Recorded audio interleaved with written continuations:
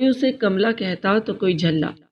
लोग उसे पागल समझते थे, लेकिन मैं जानता था कि वो पागल नहीं। पागल तो वो लोग हैं जो उसे पागल समझते हैं। उसका नाम मुमताज़ उर्फ ताजी था, मगर गाँव में ताजी सिद्धू झल्ले के नाम से मशहूर था।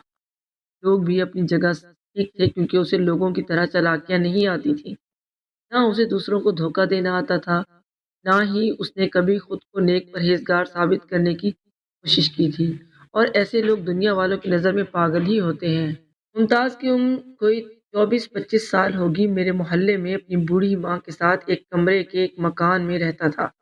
बचपन से ही दायां हाथ और पाँव कमज़ोर था, जिसकी वजह से चलने और काम में मुश्किल होती थी। मगर फिर भी कुछ न कुछ करता। कभी किसी की बकरियां चराता तो कभी लोगों के कोई छोटे-मोटे काम करता।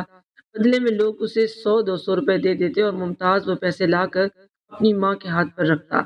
हालांकि उसका एक बाजू इतना कमज़ोर था कि उससे इशारा भी करने लगता तो परेशान हो जाता, बाजू कांप जाता था। मुमताज़ को एक और परेशानी भी थी कि हमारी तरह रवानी से बोल नहीं सकता था।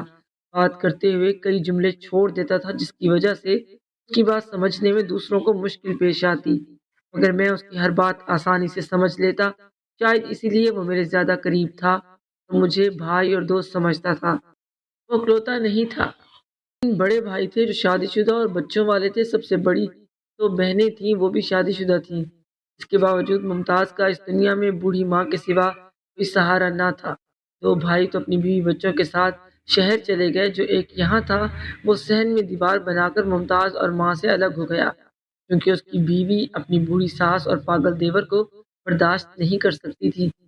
बेटे ने माँ से कहा था कि अगर आपने अकेले मेरे साथ रहना है तो आ जाइए, मैं अपने पागल भाई को अपने साथ नहीं रखूंगा।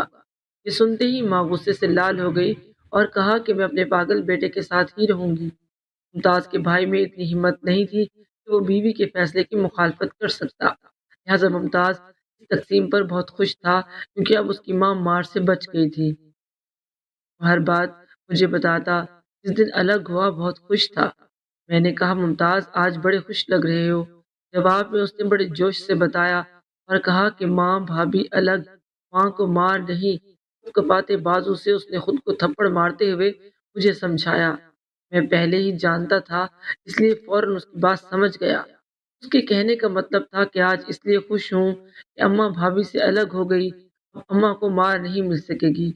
मैं जानता था कि उसकी भाभी मुमताज़ की माँ को मारती है और मुमताज़ बेचारा सिवाय रोने के कुछ नहीं कर सकता था, इसलिए आज अलग होने पर खुश था। मेरा कलेजा कट कर रह गया। शहर वाले 2 भाई कभी कभार चक्कर लगाते और चंद रुपए माँ के हाथ पर रखकर चले जाते। मुमताज़ अब पहले से ज़्यादा मेहनत करने की कोशिश करता, मगर वो बेचारा जितनी भी मेहनत कर लेता, मिलते उसे 100 या 200 थे, क्योंकि दिहाड़ी वो नहीं कर सकता था। इसीलिए किसी का चारा काट दिया तो किसी की बकरियां चरा ली, या फिर किसी को हवेली या डेरे की सफाई कर दी। लोग तो वैसे भी मजबूरी का फायदा उठाते हैं, इसलिए मुमताज को सस्ता मजदूर समझकर उससे काम करवाते और बदले में 100-200 थमाकर समझते कि बड़ा काम किया। गांव वाले अक्सर अपना दिल बहलाने के लिए मुमताज को घेर लेते और उससे उल्टे सीधे सवाल पूछकर उसका मजाक उड़ाते। मुमताज बेचारा इनके तंज और मजाक से बेखबर हर सवाल का जवाब देता। सुनने वाले कह कह लगाते, मुमताज जैसे सीधे साधे लोग और उनकी गुर्बत दुनियादारों के लिए मजाक ही होती है। लोग जानबूझकर पूछते, ताजी शादी कब करनी? और मुमताज कानों को हाथ लगाकर कहता, ना शादी ना। शादी से वो बहुत डरता। हालांकि उसकी माँ ने बहुत कोशिश की कि मेरे मुमताज की शादी हो जाए। शायद उसके नसीब में अच्छी बीवी आ जाए जो उसका ख्याल रखे। मगर शादी का नाम सुनते ही वो घर से भाग जाता। गांव वाले हैरान थे कि ये शादी से इतना खौफजदा क्यों है। मगर किसी को समझ ना आई। गांव के एक हकीम ने वजह जानने की बहुत कोशिश की, मगर नाकाम हुआ। आखिरकार उसकी बेटी ने मुमताज से पूछने की कोशिश की। हकीम की बेटी ने बड़े तरीके से पूछा कि तुम शादी से इतने घबराते क्यों हो? मुमताज ने कहा, ना ना शादी ना, अम्मा को मार, मेरी बीवी। वो लड़की समझ गई कि ये क्या कहना चाहता है। वो समझता था कि अगर शादी करूंगा तो मेरी बीवी मेरी माँ को मारेगी। उसकी भाभी की मिसाल उसके सामने थी। उसने जो देखा था उसके मासूम दिमाग में वही नक्श हो गया। और अपनी माँ के लिए मुमताज सारी दुनिया को एक तरफ कर सकता था। गर्मियों में एक दिन मगरिब के बाद मैं काम से वापस आया। جیسے ہی بائک گھر کے باہر روکی، ممتاز کی ماں ننگے سر اپنے گھر سے نکل کر آئی۔ پتر نبیل، میرا ممتاز نہیں دکھ رہا۔ ماں کی آواز میں اپنے لخت جگر کے لیے بہت پریشانی اور بے چینی تھی۔ خالہ کیا ہوا؟ میں نے حیرانگی سے پوچھا۔ کہنے لگی، پتر میرا ممتاز دوپہر کا گیا، رات ہو گئی ابھی تک نہیں آیا۔ پتر دیکھ تو صحیح اسے، کہاں ہے وہ؟ اس کی ماں نے لجاجت سے کہا۔ لہجہ ایسا فریادی تھا کہ میں کانپ گیا۔ خالہ آپ چلو، میں لاتا ہوں اسے ڈھونڈ کر۔ میں نے اسے تسلی دی اور وہیں سے واپس ہو گیا۔ میں ابھی دوسری گلی میں ہی پہنچا تھا کہ سامنے سے ممتاز آتا دکھائی دیا۔ میں نے اس کے پاس بائک روکی اور ذرا سختی سے پوچھا، کہاں تھے تم؟ اس کے کپڑے گوبر اور مٹی سے بھرے ہوئے تھے اور اس میں گوبر کی بدبو آ رہی تھی۔ میں نمبردار کے کام، اس نے خوشی سے لرزتی آواز میں کہا۔ میں بائک سے اتر گیا اور اس کے کاندھے پر شفقت سے ہاتھ رکھ کر کہا، لیکن ماں کو تو بتا جاتا۔ ہاں ہاں، اس نے سر ہلایا کہ ہاں بتانا ضروری تھا اور آئندہ بتاؤں گا۔ اس نے شاپر میں لپٹی ہوئی چیز کو سینے سے لگا رکھا تھا۔ ایسے لگ رہا تھا جیسے اسے کوئی خزانہ مل گیا ہو۔ یہ کیا ہے؟ میں نے تجسس سے پوچھا۔ وہ ہنس پڑا، اماں جوتی نہیں، میں جوتی لایا۔ میں چونک گیا، اس کا مطلب تھا کہ ماں کے پاس جوتی نہیں تھی، میں جوتی لایا ہوں۔ میرے کہنے پر اس نے خوشی خوشی کانپتے ہاتھوں سے شاپر کھولا۔ اس میں زنانہ جوتی تھی۔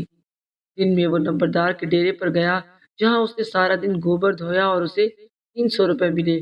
بہت دن ہو گئے، ماں کی جوتی بالکل ٹوٹ گئی تھی۔ اگر کام نہیں ملا لے آتا۔ آج 300 روپے ملے، میں 200 کی جوتی لے آیا، 50 روپے کی اماں کے لیے مٹھائی اور 50 روپے اپنے پاس رکھ لیے۔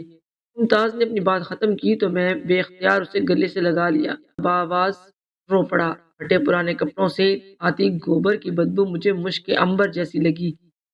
کاش ممتاز ہم سب تیری طرح پاگل ہوتے، میں نے اس کے ماتھے پر بوسہ دیتے ہوئے حسرت سے کہا۔ ممتاز کو میری بات سمجھ نہ آ سکی، لیکن گلے لگانے پر وہ خوش ہوا اور اسے یقین ہو گیا تھا کہ اس نے اچھا کام کیا ہے۔ میں نے اسے بائک پر بٹھایا اور اپنی گلی میں جا پہنچا۔ ممتاز کی ماں ابھی بھی دروازے پر کھڑی تھی۔ ممتاز جیسے ہی نیچے آیا وہ بھاگی، اسے سینے سے لگا کر رو پڑی۔ میرا سونا پتر، کہاں چلا گیا تھا تو؟ روتے ہوئے اس نے محبت بھرے لہجے میں کہا، ماں میں تیری جوتی۔ ممتاز نے الگ ہو کر خوشی سے بتاتے ہوئے شاپر سے جوتی نکالی اور اپنے کپڑے سے صاف کر کے خود کانپتے ہاتھوں سے اپنی ماں کے پیروں میں پہنا دی۔ کی ماں حیرانگی سے دیکھتی رہی اور پھر ممتاز کو سینے سے لگایا اور بولی، ماں صدقے جائے پتر تیرے، کاش میرے سارے پتر تیرے جیسے ہوتے، یا پھر وہ ہوتے ہی نہ۔ ممتاز کی ماں کے یہ الفاظ مجھے لرزا گئے تھے۔ میں کانپ کر رہ گیا تھا۔ مجھے اس کے دوسرے بیٹوں کی بد نصیبی پر رونا آ رہا تھا اور ممتاز کی قسمت پر رشک۔ ایک بار بڑی مشکل سے ممتاز کی ایک بہن اسے چند دن کے لیے اپنے ساتھ لے گئی، مگر دوسرے ہی دن ممتاز واپس آ گیا۔ اس کی ماں نے بتایا تھا کہ میں نے اس کو منع کیا تھا کہ یہ میرے بغیر نہیں رہ سکتا اور نہ میں اس کے بغیر رہ سکتی ہوں، مگر وہ نہ مانی اور میرے پتر کو زبردستی لے گئی۔ ماں کو دکھ ممتاز کے واپس آنے پر تھا، کیونکہ وہ بن بتائے پیدل 30 کلومیٹر کا سفر کر کے واپس گھر آ گیا تھا۔ اس لیے اس کی ماں کو دکھ تھا کہ بیٹی نے اس کی بات نہیں مانی اور پتر کو تکلیف میں ڈالا۔ کچھ عرصہ بعد ایک دن خاموشی سے ممتاز کی ماں اسے ہمیشہ کے لیے چھوڑ کر چلی گئی۔ ممتاز کے لیے قیامت قائم ہو چکی تھی، کیونکہ دنیا میں اس کا واحد مخلص سہارا چلا گیا۔ مجھے بھی اس کی ماں کے مرنے کا دکھ تھا، مگر سب سے زیادہ دکھ ممتاز کو تھا۔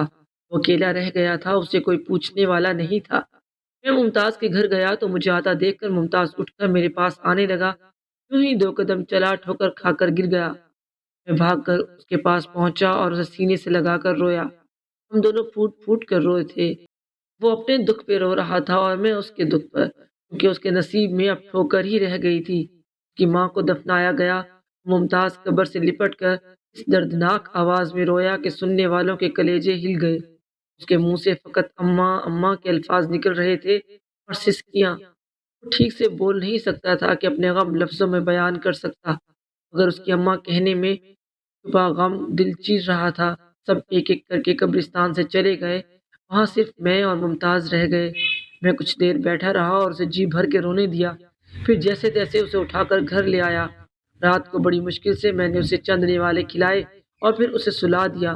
مجھے اپنا وعدہ نبھانا تھا جو میں نے ممتاز کی ماں سے کیا تھا۔ ایک بار اس کی ماں نے مجھ سے کہا تھا کہ نبیل پتر، زندگی کا بھروسہ نہیں، اگر مجھے کچھ ہو گیا بعد میں میرے پتر کا خیال رکھنا پتر، میں غریب ہوں، دعا کے سوا تمہیں کچھ نہیں دے سکتی، اللہ تمہیں اس کا صلہ دے گا۔ اگلی صبح میں ممتاز کے پاس گیا، وہ رو رہا تھا۔ میں نے اسے زبردستی تھوڑا سا ناشتہ کرایا اور پھر دوپہر اور رات کو بھی ایسے ہی کیا، اسے تھوڑا بہت کھانے پر مجبور کیا۔ دوسری صبح میں نے ممتاز کو ناشتہ دیا اور وہیں بیٹھا رہا، وہ کچھ بہتر نظر آ رہا تھا۔ اس نے ناشتہ کیا اور ہاتھ پکڑ کر چوم لیا۔ بھائی اماں آئی رات؟ اس کی آنکھوں میں چمک سی ابھری۔ اماں رات خواب میں آئی تھی؟ میں نے جملہ مکمل کیا۔ ہاں ہاں، اس نے زور سے ہاں میں سر ہلایا۔ اچھا کیا کہہ رہی تھی؟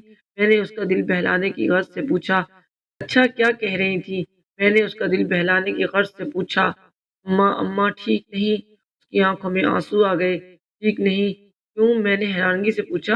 مجھے یاد کرتی ہے، میں بھی یاد کرتا اماں کو، اماں بہت یاد کرتی ہے اور میں بھی اماں کو بہت یاد کرتا ہوں۔ مجھ سے کچھ بولا نہیں گیا۔ میں نے شفقت سے اس کے سر پر ہاتھ رکھ دیا۔ تیسرے دن ممتاز عرف تاجی جھلا اس عقل مند اور سیانی دنیا کو چھوڑ کر اپنی ماں کے پاس چلا گیا۔ صبح میں اسے ناشتہ دے کر اپنے کام پہ چلا گیا۔ دوپہر کو گھر سے پیغام آیا کہ ممتاز فوت ہو گیا ہے۔ میں ساکت رہ گیا۔ اتنی جلدی؟ میں نے سوچا۔ یاد آیا کہ وہ تو ماں کے بغیر ایک دن سے زیادہ نہیں رہ سکتا تھا۔ تو آج تو تیسرا دن تھا۔ ممتاز کو دفنا کر میں کافی دیر وہاں کھڑا رہا۔ دونوں ماں بیٹے کی قبر ساتھ ساتھ تھی۔ میں سوچ رہا تھا کہ آج ممتاز کو بھی چین مل گیا ہوگا اور اس کی ماں کی بے چین روح کو بھی۔ ممتاز کے الفاظ اماں ٹھیک نہیں، کیا یہ مطلب تھا کہ مرنے کے بعد اس کی ماں کی روح اپنے سیدھے سادے بیٹے کے لیے تڑپ رہی تھی؟ کیونکہ وہ جانتی تھی کہ بیٹے ماں کے سگے نہ ہو سکے تو بھائی کیا ہوں گے۔ اماں ان پڑھ ہونے کے باوجود رشتوں کی جمع تفریق سے بخوبی واقف تھی۔ ویسے بھی ہم جیسی پاگل دنیا ممتاز جیسے لوگوں کے قابل نہیں تھی۔